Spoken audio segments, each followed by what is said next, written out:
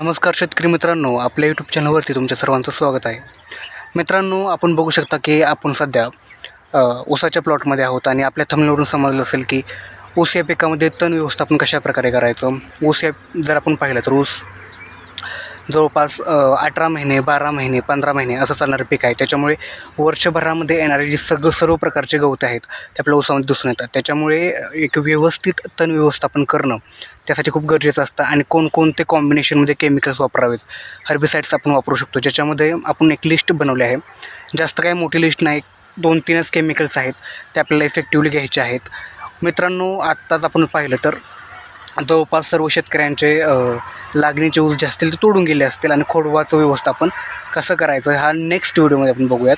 तत्पूर्वी तण व्यवस्थापन जर लागणीचा ऊस असेल, तो सुरूचा असेल आता सध्याचा, किंवा तुमचा आता खोडवा राखलेला असेल, याच्यामध्ये तण व्यवस्थापन कशा प्रकारे करायचं याच्याबाबत आपण जाणून घेऊयात. मित्रांनो, जर आपण खोडव्याच्या बाबतीत पाहायला गेलं तर खोडव्या पिकामध्ये पाचट एक असं प्रकारचं आपलं शस्त्र आहे जे खूप मोठ्या प्रमाणात तण व्यवस्थापन करू शकतं. जर पाचटाचं व्यवस्थितरित्या आपण जर नियोजन केलं, जर सरीमध्ये पाचट योग्य प्रकारे आपण पसरवून त्याची भुकटी करून, किंवा जर भुकटी पॉसिबल नसेल तर नुसते पाचट जरी पसरवलं आणि त्यात पाणी सोडून ते कुजवलं तरीसुद्धा तणाच्या वाढीस शिरकाव तो होत नाही, त्यामुळे तण जास्त प्रमाणात वाढत नाही. आणि राहिला प्रश्न सरीचा, तर सरीमध्ये आपण एक केमिकल सांगतो की ते म्हणजे मेट्रिब्युझन 70% WP, ज्याचं प्रमाण 40 ग्रॅम आहे 15 लिटर पंपामागे, हे आपण फवारू शकतो. एक दुसरी गोष्ट अशी की जर सुरू हा लागणीचा ऊस असेल तर याच्यामध्ये कशा प्रकारे तण व्यवस्थापन आपण केलं पाहिजे.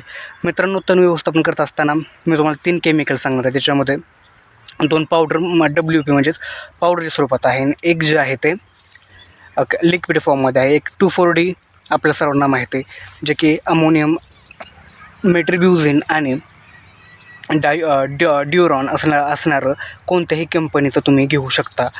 आपण कंपनीचं तर काही जाहिरात करत नाही, त्यामुळं हे घटक असणारं 2,4-D, मेट्रिब्युझिन आणि ड्युरॉन असणारं घेऊ शकता.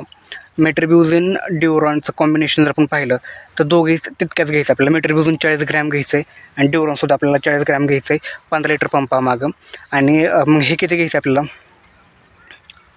2,4-D, तर लिटरला एक 5 ml. मग त्या हिशोबाने 15 लिटरला किती, म्हणजे आपल्या पंपाला किती, ह्या प्रमाणात आपल्याला ह्या सगळ्यांचं मिक्सचर करायचं. मग मिक्सचर करत असताना मित्रांनो कसं प्रकारे करायचं, सुरुवातीला आपण काय करणार, मेट्रिब्युझिन एक बकेट घेऊयात, त्याच्यामध्ये मेट्रिब्युझिन ड्युरॉन टाकून घेऊयात. बुडबुड राहिले नाहीत पाहिजेत. ते मेट्रिब्युझिन घेतलं, ड्युरॉन घेतलं, त्याला व्यवस्थित द्रावणाने हलवून घेतलं. मग त्याच्यावरनी आपण 2,4-D टाकणार आहोत.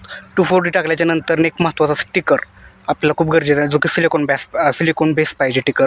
तो स्टिकर आपण त्याच्यात ॲड करणार आहे. व्यवस्थित द्रावण हे करून घेणार आहेत. आणि फवारणी करताना आता कोणकोणती काळजी घ्यायची मित्रांनो, आता आपण खूप महत्त्वाचं म्हणजे इथं तणनाशकाची फवारणी करतो आहे. तणनाशकाची फवारणी करत असताना महत्त्वाच्या गोष्टी काय लक्षात घेणं गरजेचं आहे. तर तणनाशक असले की कुठलीही फवारणी असेल, फवारणी करत असताना जमिनीमध्ये पुरेसा ओलावा असणं गरजेचं आहे मित्रांनो. पुरेसा ओलावा आहे कशासाठी, कारण की ते व्यवस्थितरित्या जे केमिकल्स आहेत त्याचं हे झालं पाहिजे, ते केमिकल लागलं पाहिजे. एक दुसरी गोष्ट म्हणजे फवारणी शक्यतो सकाळी 10 ते 10च्या अगोदर आणि सायंकाळी 4च्या नंतर करावी. तिसरी गोष्ट म्हणजे विशेषत तणनाशकाची फवारणी करत असताना जो नोझल आहे आपला तो आपल्याला जास्त फवारा होता कामा नये, गोल प्रकारचा वापरायचा आहे, जेणेकरून तेवढ्या एरियातच तो पडला पाहिजे. फवारा झाला तर शेजारची जी पीक आहे ते डॅमेज होऊ शकतात. जसं की 2,4-D असं तणनाशक आहे जे की इतर पिकांना हानिकारक ठरू शकतं. त्याच्यामुळे नोझल जे आहे ते गोल आकार प्रकारचा वापरा, हे महत्त्वाचं आहे. आता याच्यामध्ये आपण पाहिलं की कसं कॉम्बिनेशन करायचं आहे, रिझल्ट मित्रांनो येतो. परंतु दुसरं एक असं आहे की मित्रांनो, काही शेतकरी म्हणतात की आमच्याकडे लव्हाळा जास्त प्रमाणात आहे आणि तुम्ही जे केमिकल सांगतात त्यांनी लव्हाळांचा कंट्रोल होत नाही. त्यासाठी लव्हाळ्यासाठी धनुका कंपनीचं एक स्पेशल लासोटाचं एक कमेंटमध्ये मी तुम्हाला सांगेल. लव्हाळ्यासाठी नुसत्या लव्हाळा कंट्रोल करण्यासाठी ते केमिकल बनवलं आहे, ते की मी आपल्या कमेंटमध्ये तुम्हाला सांगतो मित्रांनो. तर ह्या प्रकारे तुम्ही ऊस या पिकामध्ये तणनाशक चा वापर करून सुरुवातीपासून तण व्यवस्थापन करू शकता. सुरुवातीपासूनच तण व्यवस्थापन केलं त्याचा पुढे जास्त इम्पॅक्ट पडत नाही. त्याच्यामुळे सुरुवातीपासून दक्षता घेणं गरजेचं आहे. धन्यवाद. तर व्हिडिओ आवडल्यास नक्कीच व्हिडिओला लाईक आणि भरभरून सबस्क्राईब करायला विसरू नका. धन्यवाद.